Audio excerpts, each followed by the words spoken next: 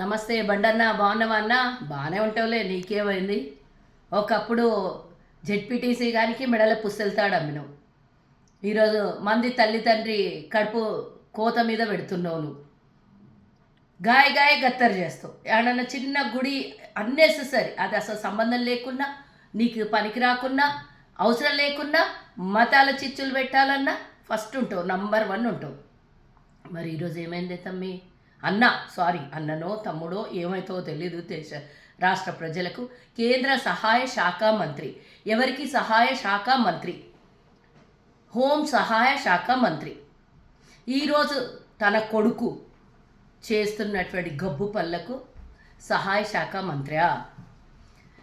నువ్వేమో తంబాకు, నీ కొడుకేమో గంజాయి. బేటీ బచావ్ బేటీ పడావ్. బండన్న కొడుకు నుంచి బేటీ బచావ్. దేశం ఎటుపోతుంది? ఆడపిల్లల్ని సమాధి చేసినటువంటి మీ పార్టీ లొల్లి చేస్తారు. మీ మహిళా మోర్చా ఎడిపోయిందమ్మా? ఈరోజు లొల్లి చేస్తలేదమ్మా. మరి ఈరోజు ఏ ఆడపిల్ల అయితే నాకు అన్యాయం జరిగిందో, మైనర్ పిల్ల, 17 ఏళ్ల పిల్ల నన్ను ఇబ్బంది పెట్టిండు అని ఎక్కడైతే కేసు పెట్టాలనో ఈరోజు లొల్లి బయటకు వచ్చిందో, ఆ లొల్లి ఈరోజు హిందూ అమ్మాయి కాదా? హిందూ ఆడపిల్ల కాదా? భారతదేశంలో పుట్టిన బిడ్డ కాదా? హిందువుల పుట్టిన బిడ్డ కాదా? మరి ఇదే ఇంకొక లైంటే ఈరోజు ఇదే ఇంకో పార్టీల్లోనో లేకపోతే ఇంకో ముస్లిమోలో ఎవరినన్నా ఈ విధంగా చేసింటే ఈరోజు గుడ్డలు చింపుకుంటున్నారు. హైదరాబాద్ నడిబొడ్డున ఈరోజు నడబేరి చేస్తుండ్రు. ఏడవాయ మరి ఇదంతా ఏందో నాకైతే తెలుస్తలేదు. కానీ నీ కొడుకు నుంచి రాష్ట్ర ప్రజలకు రక్షణ కావాలి అనేది మాత్రం అర్థమైంది.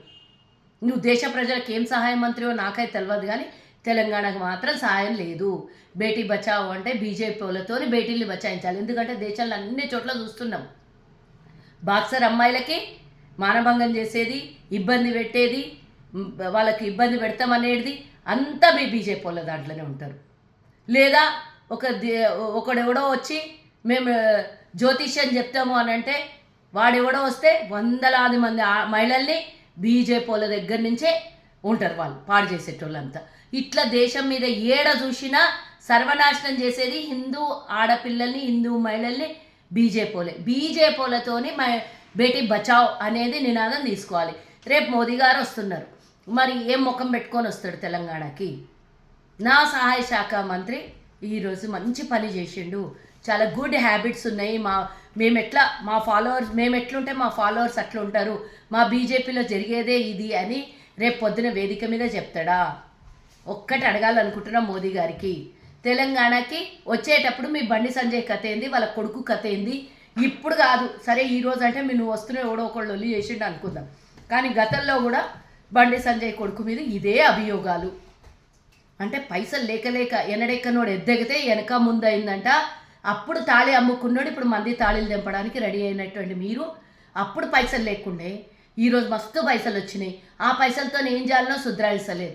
కాబట్టి ఇసుంటివన్నీ గబ్బు పళ్ళన్నీ చేసి మన హిందూ మహిళలకి ఇబ్బంది పెట్టేటోళ్ళకు నేను అడుగుతున్నా. నిన్న మొన్న సురేఖక్క మీద విరుసుగుపడ్డటువంటి అందరూ ఈరోజు మాట్లాడండి. గొంతులు ఎడిగిపోయినాయి అన్నీ.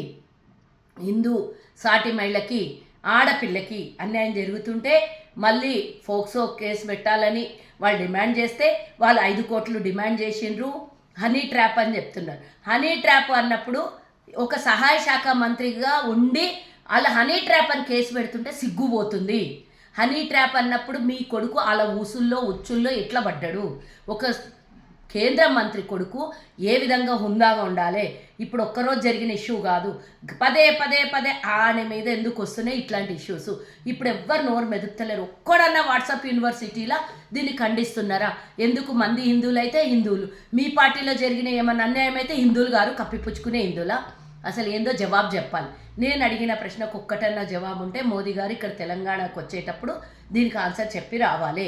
నేను అందరినీ డిమాండ్ చేస్తున్నా, తెలంగాణలో ఉన్న 4 కోట్ల మందికి నేను డిమాండ్ చేస్తున్నా. అందరు మీ సోషల్ మీడియాలో మనం అవసరం ఉన్నప్పుడు, అవసరం లేనప్పుడు మనకు కావాల్సిన చిన్నవి పెద్దవి అన్నీ మన స్టేటస్లలో పెట్టుకుంటాం. రేపు ఈ స్టేటస్లో ఇది పెట్టుకోండి, బేటీ బచావ్ బేటీ పడావ్ అంటే ఏంది మోదీ గారు ఇక్కడ వచ్చి చెప్పాలి. బండి సంజయ్ కొడుకు చేసిన దానికి సమంజసమేనా? దీనికి మీరు జవాబు చెప్పగలుగుతారా అని అందరు స్టేటస్లలో రేపు పెట్టుకుందాం మోడీ గారు వచ్చినప్పుడు. దీని జవాబు ఏం చెప్తారో వేదిక మీద మనం వేచి చూద్దాం.